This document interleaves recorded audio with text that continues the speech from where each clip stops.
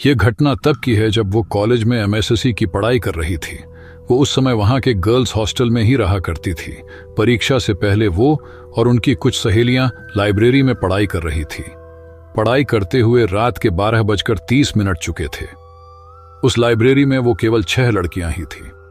Library में सन्नाटा छाया हुआ था। सारा हॉस्टल एकदम शांत था।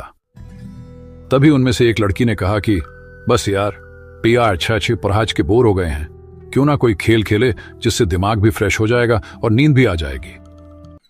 सब उसकी बात से सहमत हो गए। उनमें से एक लड़की, जिसका नाम पूजा था, बोली कि चलो हम सब किसी आत्मा से बात करते हैं। ये सब कहकर वो अपने कमरे में गई और वीजा बोर्ड लेकर आई, जिस पर A Z तक अल्फाबेट, 0 से 9 तक नंबर और किनारों पर हाँ और ना लिखा था। पूजा ने बोर्ड के चारों किनारों पर 4 मोमबत्तियां जलाईं और फिर लाइब्रेरी की सारी लाइट बंद कर दी। फिर उसने सिक्का बोर्ड के बीच में रख दिया। उनमें से 2 लड़कियां तो डर के मारे अपने कमरे में चली गई और बाकी चारों ने उस सिक्के पर एक अंगुली रख दी। फिर पूजा ने कहा कि कोई डरना मत और यहां से उठना मत, वरना आत्मा नाराज हो जाएगी। अब पूजा बोलने लगी, अगर यहां पर कोई आत्मा है तो प्लीज हमसे बात करो।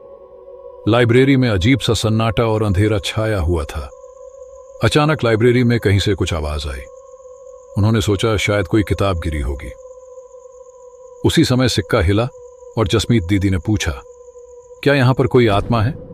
तभी छत पर लगा बंद पंखा जोर से हिलने लगा। सभी लड़कियां डर गईं, लेकिन पूजा ने कहा कि कोई भी लड़की अकेली मत भागना, ऐसा करने से आत्मा उसे नुकसान पहुंचा सकती है। उसके बाद पूजा ने ऊपर देखते हुए कहा कि अगर कोई आत्मा यहां है तो हमसे बात करे। कुछ देर तक सन्नाटा रहा और अचानक सारी मोमबत्तियां बुझ गई और लाइब्रेरी से कदमों की थक थक की आवाज आने लगी। सभी लड़कियां डर के मारे भाग गई, लेकिन जसमीत दीदी पीछे रह गई और उनसे दरवाजा नहीं खुल रहा था। अचानक उन्हें लगा कि कोई उन्हें पीछे की तरफ खींच रहा है। वो जोर जोर से रोने और चिल्लाने लगी। उनकी आवाज सुनकर हॉस्टल की सारी लड़कियां जाग गई और उठकर लाइब्रेरी की तरफ दौड़ी। हॉस्टल वार्डन और सभी लड़कियों ने मिलकर दरवाजा खोला और दीदी को बाहर निकाला।